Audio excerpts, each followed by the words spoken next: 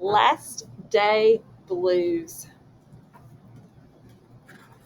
Wonder what blues I'm means. thinking this is the same from that first day jitters, I'm thinking. Yes.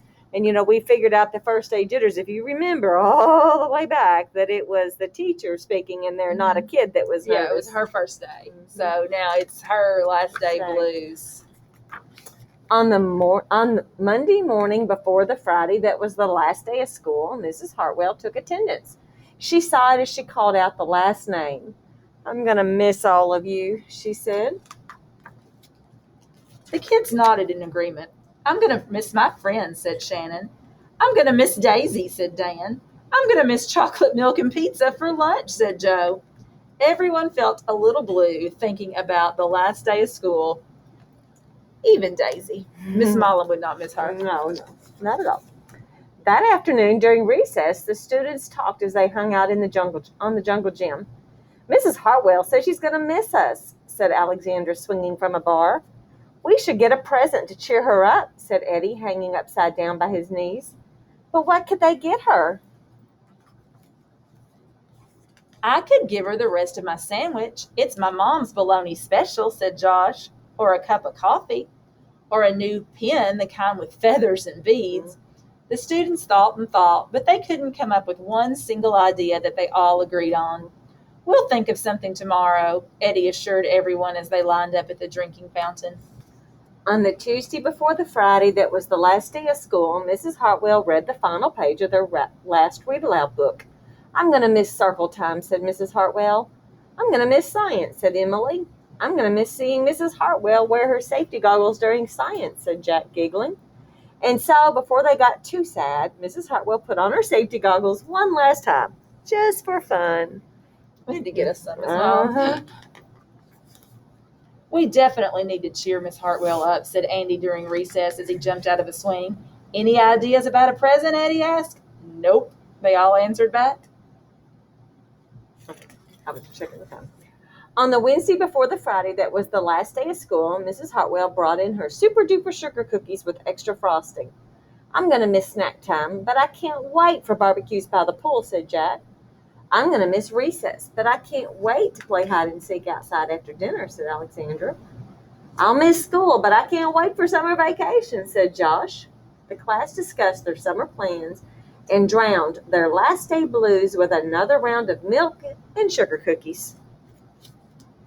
"I don't know whether to be happy or sad today," Andy said the minute they all arrived at the jungle gym. "Miss Hartwell is sad," said Olivia. "She probably doesn't want the year to end.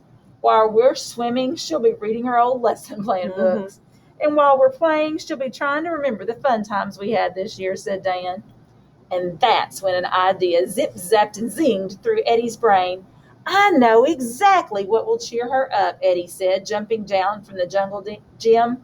The class agreed. It was perfect. On the Thursday before the Friday that was the last day of school, Eddie raised his hand right after Mrs. Hartwell started language arts. "We need some privacy, please," he said. And so Mrs. Hartwell took down bulletin boards with her back to the class. She never even peeked. Well, only once. On the morning of the Friday that was the last day of school, the students dashed into the classroom. They snapped open the shades for the very last time. They did their chores for the very last time. They fed Daisy for the last time. And as soon as the bell rang, they couldn't wait for Mrs. Hartwell to see her present for the first time. Gift basket over here. So it looks like this is their gift for her. Did I miss something? "The last day of school makes us so blue. We'll miss recess and pizza and reading too. Well, miss Daisy and cookies and friendship true. Snack time and science and learning new. We'll miss spelling bees for our test review and groundhogs that play peekaboo. The year's been great, a big wahoo. There are many things to miss, it's true, but mostly what we'll miss is you." And they all drew a picture around the outside. Later during recess, Eddie said, "I think Miss Hartwell liked her present. I just hope it helps," Margaret said. "Poor Miss Hartwell," they all said as they pictured their final goodbye. "Teachers must hate the last day of school." And then it was time. The bell rang. Goodbye, the students called as they rushed out the door. Goodbye, Mrs. Hartwell called after them. And then she returned to her empty classroom. Just you and me, Daisy, she said. I'm sure going to miss them this summer. I can't wait for vacation. And there go all the teachers running out. I've got one. Yeah. Okay. Mm-hmm. In the book, let's clap for a good book. Yes. In the book, multiple times, the kids say, I'm going to miss blank, but I can't wait for blank.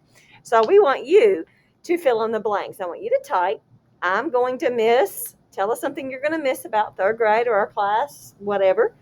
But you can't wait for something you're going to do this summer.